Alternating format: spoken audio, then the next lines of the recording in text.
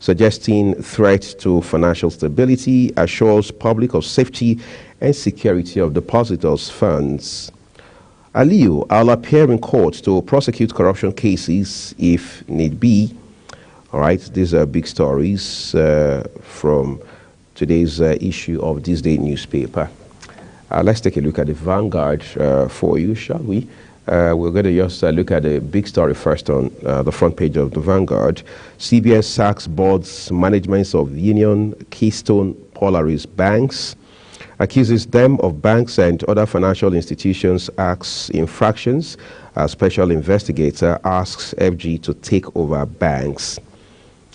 Okay, suspension. Permanent Secretary takes over Humanitarian Ministry from Betta Edu. Economic reforms. NECA analysts, experts align with World Bank on ease of inflation. And in sports, AFCON 2023 Super Eagles land in Abidjan.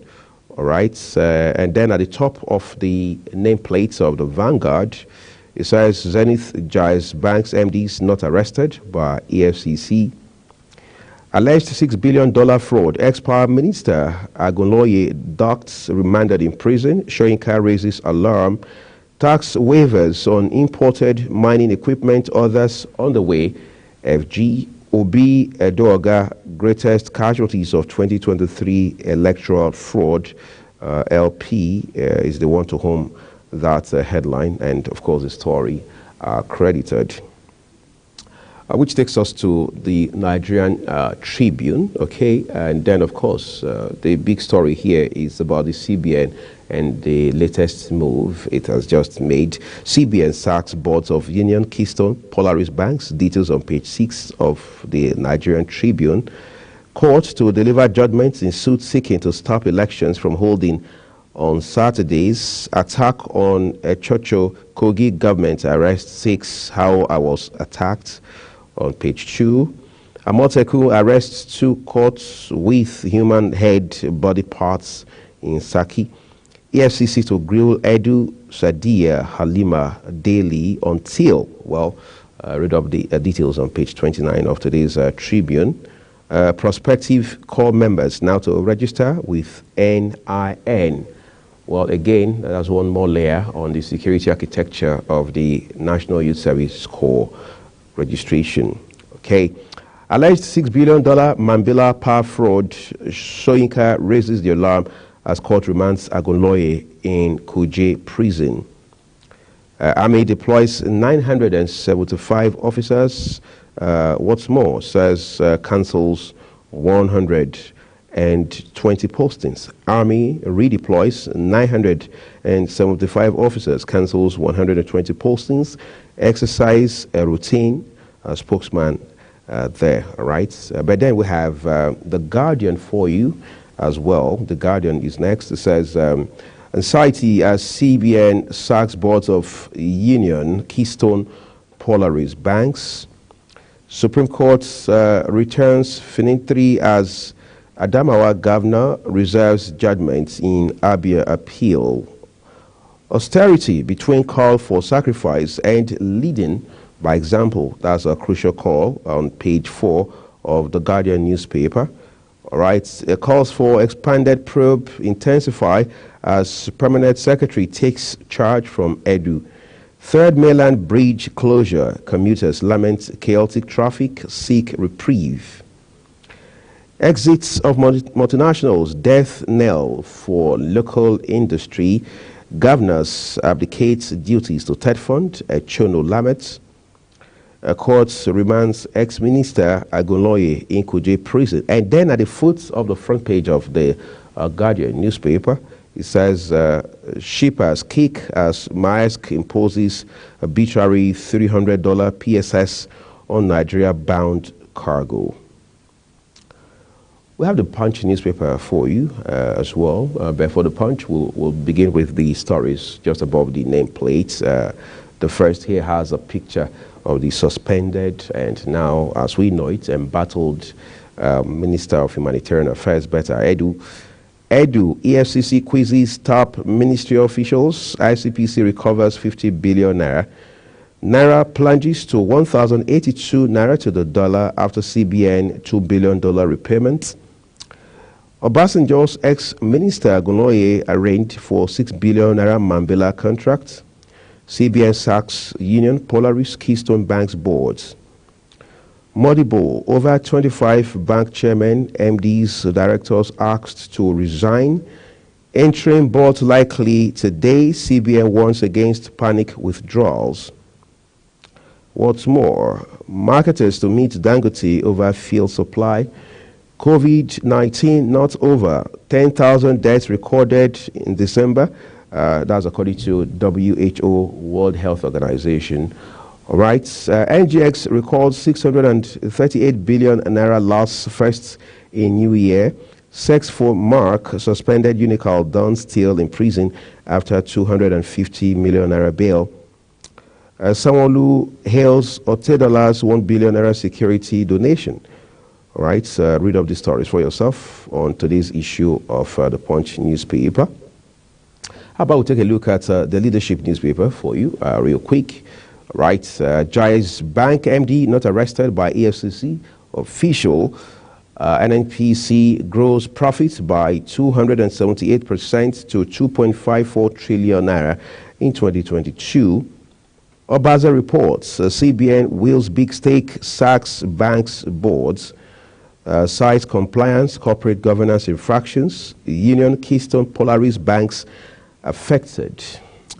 On a sad note, 11 drowned in Rivers boat mishap. 2023 Supreme Court decides Kano 6 other appeals tomorrow. National identity number now compulsory for core members. Better Edu released to report to EFCC daily. Obviously, that's a step in the right direction for EFCC in this regard. But we have 2 more papers to look at for you, but then that will be after this short break. In the meantime, we understand that Anthony Momodu has put together a summary of sports updates for us on the show this morning. It's time for sports news.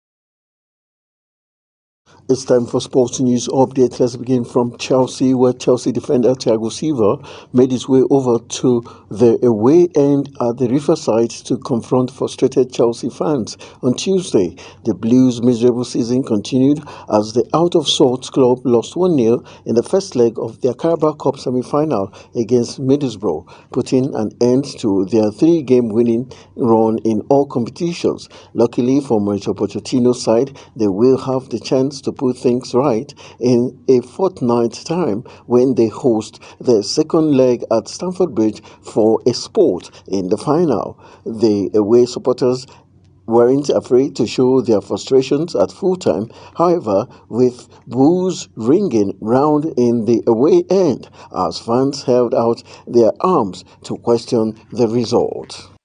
Ex-Liverpool striker Sadio Mane has married his 19-year-old girlfriend Aisha Tamba in a private ceremony in his home country of Senegal. The wedding is believed to have taken place on January 7th in Kiomasa, an area in the capital city of Dakar, just 6 days before the start of the African Cup of Nations on January 13. The event was said to be attended by family, friends and fellow footballers. Reports claim Aisha was long intended for the 31-year-old footballer since her teenage years, though it is not known exactly how long they have been dating. The legal age of consent in Senegal is 16 years of age. It was also reported by Paul Sport that the former Liverpool star had taken care of her bills when she was in school.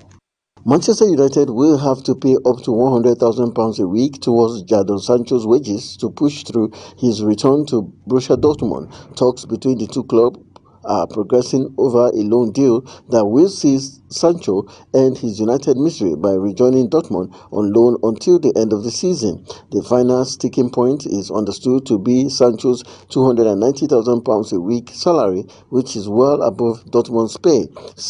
The Bundesliga club are insisting that United contribute a third of the cost. Confidential understands. Old Trafford sources won't comment on the specifics of the deal, but confirm that a large majority of Sancho's wages will be covered by Dortmund, and additional payments are built into the deal based on the 23-year-old's appearances and the Germans qualifying for the Champions League. It is understood there will be no obligations to buy the player at the end of the season. Timo Werner has completed his loan move to Tottenham, the Premier League club confirmed on Tuesday. The Red Bull Leipzig star arrived in London on Sunday to finalize terms with Tottenham and undergo a medical, having been given permission to travel from his parent club. Training camp in La Manga, Spain. The German international will join the club on loan until the end of the season with an option to make the deal permanent in the summer. He will wear the number 16 shirt. Negotiations around the structure of the transfer were finalized on Saturday, with Tottenham agreeing to pay Werner estimated £4.5 million salary for the rest of the season. Tottenham, who take on Manchester United at Old Trafford on Sunday, have the option to sign Werner permanently in the summer for a fee of £14.5 million. And that's how we call it a wrap on the Sports News Update. I am Anthony Momodu. Well, thank you, Anthony Momodu, for that sports update right there, where you can join Clinton Agbo later at 10 o'clock Nigerian time for Talk Sports right here. Tony, in the meantime, will join me on the show this morning, and together we'll look at some of the big stories coming through the papers today and how we can find sense in all of the noise in the news. In the meantime, we have two big conversations in front of us. One just around the suspension and, as we were told eventually, the resignation of former CBN Governor Godwin Emefiele. And now that special investigator is looking into him and his time at the Central Bank of Nigeria. Of course, that has opened up a can of worms, part of which has now informed certain very drastic action being taken by the CBN under leadership of Dr. Olayemi Kadoso to ensure that there is financial stability and that the CBN repositions itself, all right, as an institution that should lead by example and show itself strong here, in this particular case. And they also want to look at the exit of multinationals from Nigeria, all right, because now manufacturers are saying is what they call a death knell for local industrialists. What does that mean in the real sense of the word? We'll break it down for you this morning. We're joined by Destiny Owobu live via Zoom from Benin City on the show this morning. Hopefully we already have Destiny connected. Good morning, Destiny, if you're already on.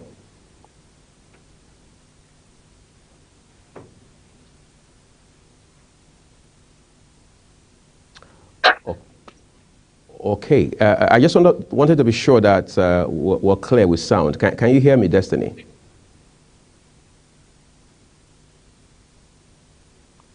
No audio, no audio. But we can hear you all right. We can hear you very well.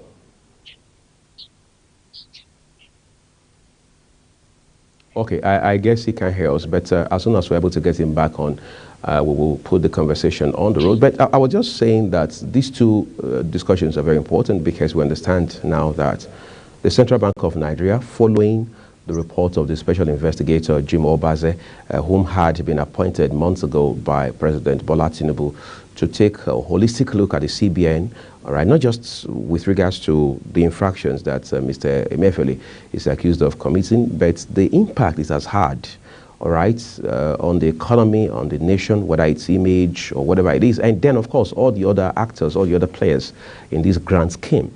And we realize that following this development, the CBN now has dissolved the boards of 3 banks. So we've told you about those banks, and we'll make a passing reference to them in a bit, and then the managements of these banks as well. There's some speculation that a new board could be put in place or set up as early as today, but let's see how that pans out.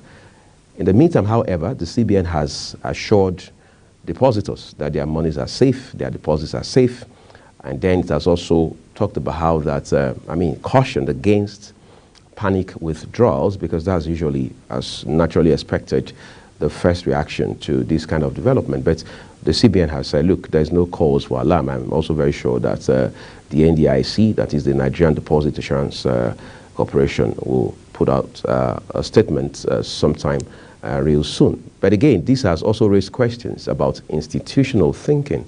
How has the CBN been thinking? How has the CBN been acting, particularly under the former governor, Godwin Emefiele? And what lessons is the new CBN, the man at the helms now, talking about Dr.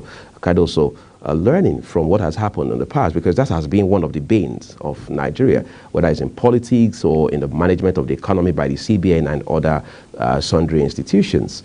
One CEO, one chief executive doesn't seem to have learned anything from his predecessor.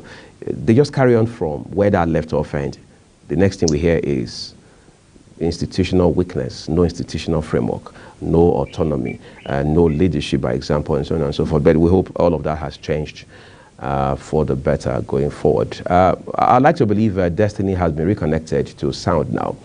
Destiny, can you hear me? Okay, we're going to take a quick break that will enable us fix this little glitch. When we return, we'll put the conversation on the road for you. Do stay with us, everyone.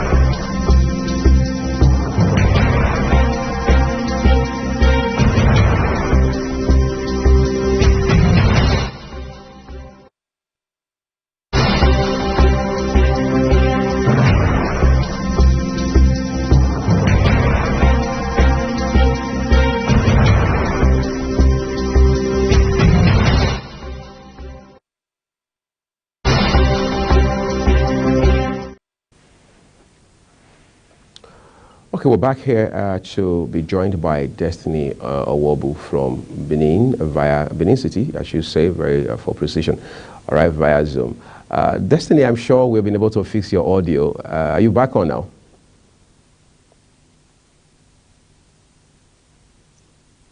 Hello, Destiny, can you hear me?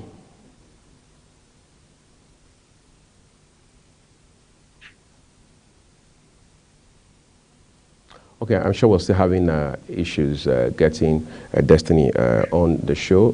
But again, we need to take another quick break so we can fix this once and for all. In the meantime, I'll get Anthony Mawadu, who is built to join us this morning to take a look at some big stories coming out of the paper on the show this morning. Stay with us, everyone.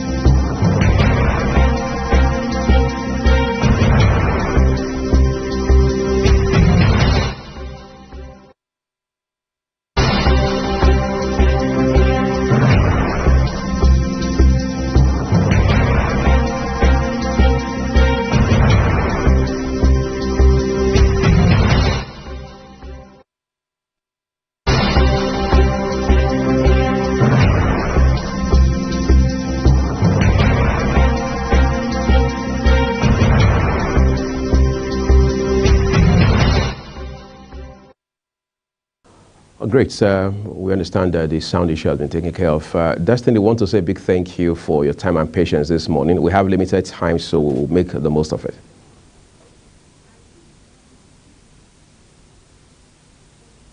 Destiny, can you hear me now?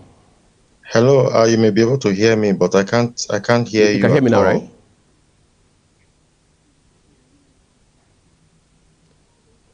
Okay, I need to be clear on that. Can you hear me, Destiny? Okay, I think what you need to do is to unmute your audio from your end, all right? That will solve the problem. We'll hear you, I mean, you'll be able to hear us loud and clear. Yeah. Can you hear now? Because we can hear you loud and clear, but can you hear me? Okay, I think it's a bit more protracted than we thought. I'm just going to get my colleague, senior anchor here, Anthony Momodio, on the show this morning, so together we can take a look at big stories coming out of the newspapers this morning. We'd like to say a big thank you to our proposed guest, Destiny Awobu, an economic analyst, for taking our time to come on the show this morning in spite of his busy schedule.